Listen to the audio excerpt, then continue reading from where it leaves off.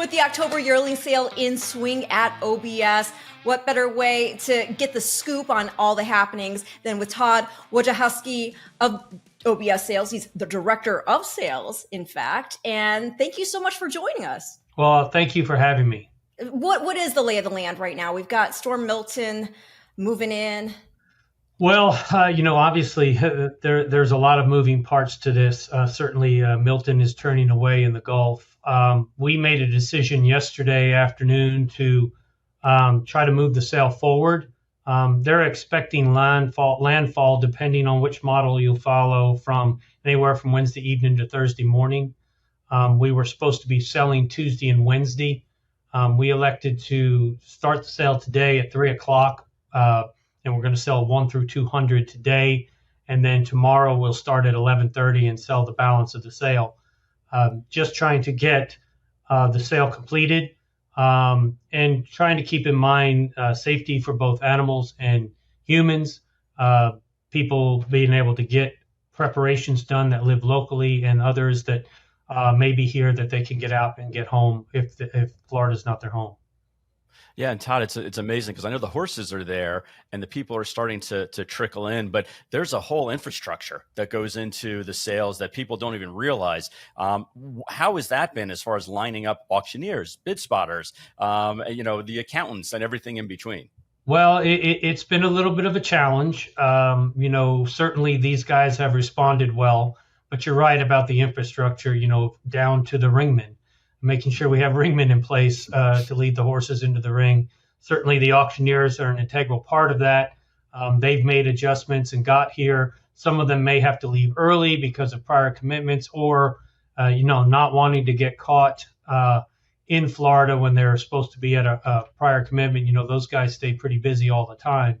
Yeah. So it has been a challenge to pull everyone together, but, even everyone involved, consigners, sellers, employees of both consigners and OBS have been very understanding and working hard to try to make this go as best it can. Have you ever had anything similar throughout the history of OBS? I mean, obviously not a potential hurricane like this. I think we're still in a tropical storm designation, but actually it is now up to like a category 3 right now. So, oh my gosh. They are expecting it to strengthen even more. However, it's up to a 4 now, but they do say that it should weaken a little bit prior to landfall. But that's small comfort. It weaken a little bit. I do believe prior to me that they may have, when our yearling sale used to be in August, I think they had to contend with a hurricane previously. Right. The closest thing since I've been here is having to deal with COVID. When we had the March sale, was right when everything went to lockdown. We had to make a decision what we were doing. I mean, horses were on the grounds, people were on the grounds. We had to sit down and make some hard decisions on what we were going to do. Ultimately, we ended up having the sale, and the local government supported us in that. We'd gotten a call from the mayor that supported us in that move. We figured the people were already here, the horses were already here, we needed to get it done. So that would be the closest thing since I've been here that we've had to contend with. Right. And Tod, you mentioned before about the importance of making sure it was safe, not only for the participants, but also most importantly for the equine athletes, for the yearlings that are there right now. This summer, OBS, in conjunction with the 2 other major sales companies, actually put out a mandate that with regard to some prohibited medications and practices that I know as a board member I'm very proud of. Can you get into a little bit of that and how that's going to be implemented, for the upcoming 2-year-old sales in 2025? Sure. The 3 sales companies got together with some suggestions from outside help and decided to come up with some more uniform rules that would be more beneficial for the buyers as far as having uniformity across the sales companies. It wasn't a big move for us. We had already had a pretty robust plan in place, but now there have been a few changes moving closer to what would be maybe racetrack rules. As racetrack rules evolve. We have tried to evolve with it, and we are closer to that now. No, that's wonderful. And talking about the breeze ups as well, there's been a little bit of a variation in how we might see these horses under tack going forward. More of a gallop. Yeah. So last year we had some consigners, and some of them were dispersals that they elected to gallop all the horses that they really weren't prepared to breeze, and those horses sold well. They were high quality horses. They had a very nice pedigrees, and those horses sold well. Yeah, as we move into the spring this year, we will offer, and I think that probably kickstarted this, we will offer the opportunity when someone enters their horse in a 2-year-old sale, they can enter that horse as gallop only, so that, and that will be notated on the page that they are gallop only, and that will allow buyers to know that this wasn't a last minute decision that they made, that because they didn't think the horse was fast enough or whatever, someone might dream up. But these people intended for this horse to be galloped, in the under tack show the entire time. And, that's one thing, people commonly refer to it as the breeze show. We always have referred to it as the under tack show because the option to gallop has always been there. Right. Really? That's not a requirement to breeze. It never has been. Those horses are always welcome to gallop. Right. So that's why we refer to it as the under tack show, not the breeze up or gallop. I would say there has been that misconception. Yep, absolutely. And so the medication rules that Jon referenced, those rules certainly apply to the under tack show. We have had similar rules in place. They are a little more stringent now. And we have always we test around 15% of the horses that perform in an under tack show. We do random drug testing on those horses, and those horses, if they come back positive, if we get the information back in time, those horses are usually scratched. Or if a buyer buys a horse that has somehow come back with a positive test, they're notified and they have the option of whether to keep or return that horse. And Tod, have you seen, especially with the crop rule, for example, with the under tack show, have you seen that fines have impacted the consigners' actions as far as what they're instructing the riders to do, either during the under tack show or in the gallop afterwards? I believe that the consigners, we all want to work together to quote unquote put on a good show, if you will. I think that there's an understanding out there now, at least amongst our consigners. We're working in conjunction with them, like I said, to put on a good show. I do believe that the rules that we've implemented, and we have enforced those rules. And I think it shows up in our under tack videos, and in the live streams. I think it shows up in the under tack shows. I do love the under tack shows also, just the way the designation, obviously you see what the time is if they were doing a breeze. I love that you also include how the wind was going that day. Yeah, so we try to include as much information as possible, tailwinds, headwinds, Yep. temperature, time of day. In the last few years, we have stretched the under tack shows out over more days so that we're not breezing or have as many horses going on each day. In the old days, let's take April as an example. There's 1,200 head. Well, we would have 400 head a day going, or 300 or 400 head a day going, and we would, be at the track from 8 o'clock in the morning till 5 or 6 o'clock in the evening.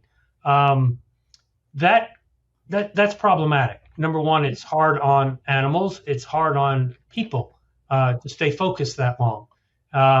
The other part that stretching out the under tack show that we have, again, taking April as an example, we'll now do that over 7 days. In the event we do have a weather situation, we can adjust, maybe skip a day. We'll have to add a couple of more per day. It has allowed us a lot more flexibility to deal with that. The other part of that, giving you that information, is as hard as we try to make as consistent surface as possible day in and day out, from day 1 to day 7, from 8 o'clock in the morning till now 2 o'clock in the afternoon, there's obviously going to be variables. And we want you aware of those variables. If it's, that horse breezes at 8 o'clock in the morning and it's let's take March, for example, where it might be 56 degrees at 8 a.m. and by 2 p.m. it's 85 degrees. That's a significant change in temperature, and it will have an effect on the racetrack. Since for about, I guess, maybe 12 years now, we've had the synthetic surface.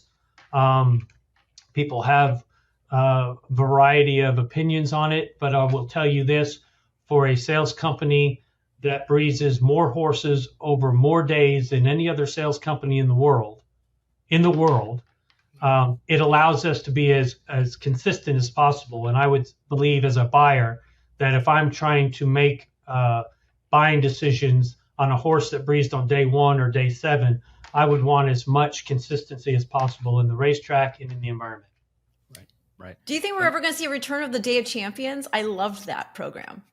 Well, I don't know. It's not on the agenda currently, but you never know. You never know. I've been there, and it's such a fun atmosphere. And it was a lot of fun. Very hard to put on. It's really hard to pull together. John talked about the infrastructure for the sales.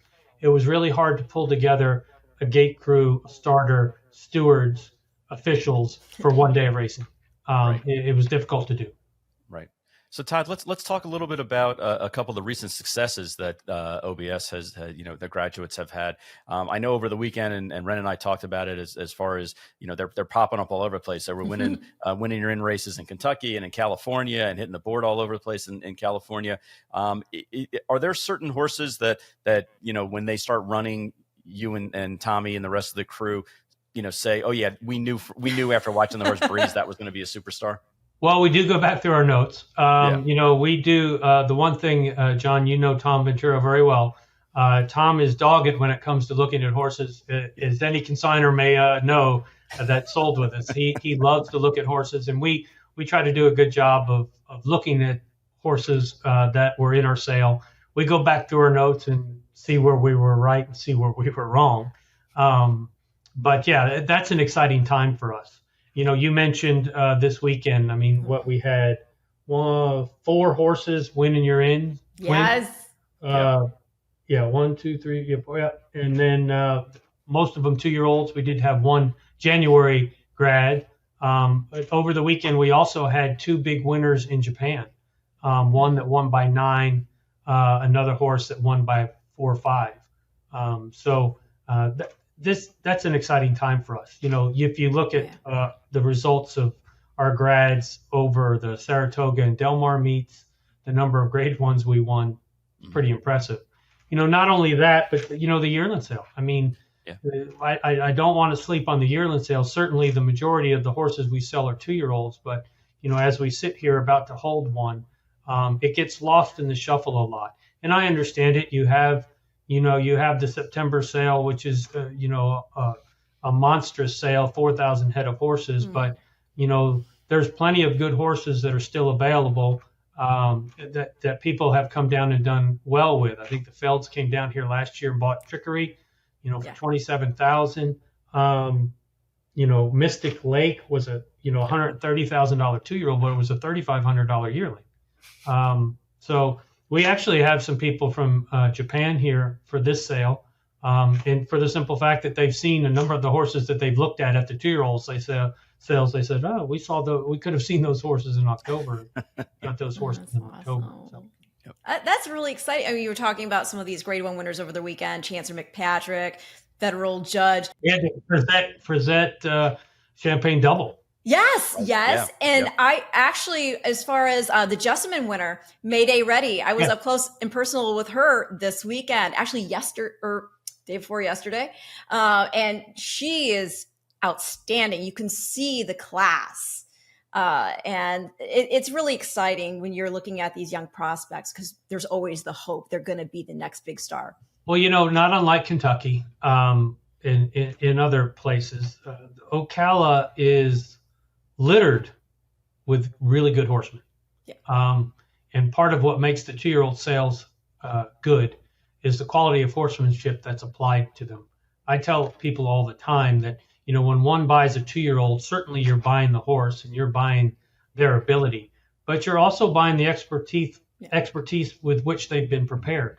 And most of these guys that are selling 2-year-olds here in Ocala, they're also preparing horses for the races. Don't think they don't know how to get a horse ready for the races.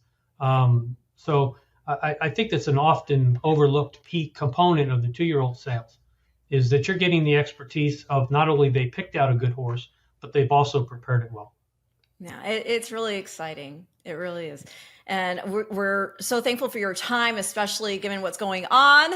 It's already hectic enough with the sales itself and keeping that organized, but with Milton, additionally, our prayers are with you all, that everything, everybody stays safe and sound. And Milton certainly has thrown a wrench into it. The one thing I would point out is kind of as a concession to our consigners, we did reduce our RNA commission for this sale. And the one thing that I will give you a scoop, Jon, that you're probably familiar with, we will be unveiling some online sales here in the near future. And I say near future because this sale may have changed that timeline a little bit. Right. We may be trying to see what we could do digitally to help these consigners, given the tough situation they're put in here with Hurricane Milton. But currently we had looked at having a sale in December and a sale in January. We might alter that a little bit. We haven't had a lot of time to discuss it, but Tommy and I talked about it a little bit briefly, trying to do something to accommodate these horsemen that are here during Milton with the digital component. The one thing that I would say on our digital sales or online sales, as we call them, the one component that we will offer that I think will be different, will differentiate us a little bit, particularly if you have a unraced racing prospect. Given that we own our own facility and we have the racetrack here, we will make it available for an optional undertack show for those horses that maybe don't have any racing, doesn't have form. Certainly not every horse is going to take advantage of it. They shouldn't. But if it's something that will help you sell your horse better, we will have a day for an optional undertack where they'll be able to bring their horse to OBS, have it videoed, and have a time if they wish. And then we'll put that up for the digital sale, for the online sale. So just something that we can offer that, a lot of other places can't because we have our own facility. And I think, as I said, with a unraced racing prospect, I really think it could be a benefit to those horses. Yep. That's why I love working with you guys, Tod, because you're innovative, trying to make things safer for the horses, trying to make things better for the end users, and ultimately getting the best product out there, which are the racehorses. So I can't thank you enough for being involved and for taking some time out of your very hectic next 48 hours. And like Ren said, we'll be thinking of you guys, and I'll be calling in to bid later on today and tomorrow for sure. Great, good. Feel free. Well, I'll be ready. I'll be sitting by the phone. Thank you so much. Thank you, Ren. Tod Wojciechowski, Director of Sales at OBS. We wish you all the best. Thank you.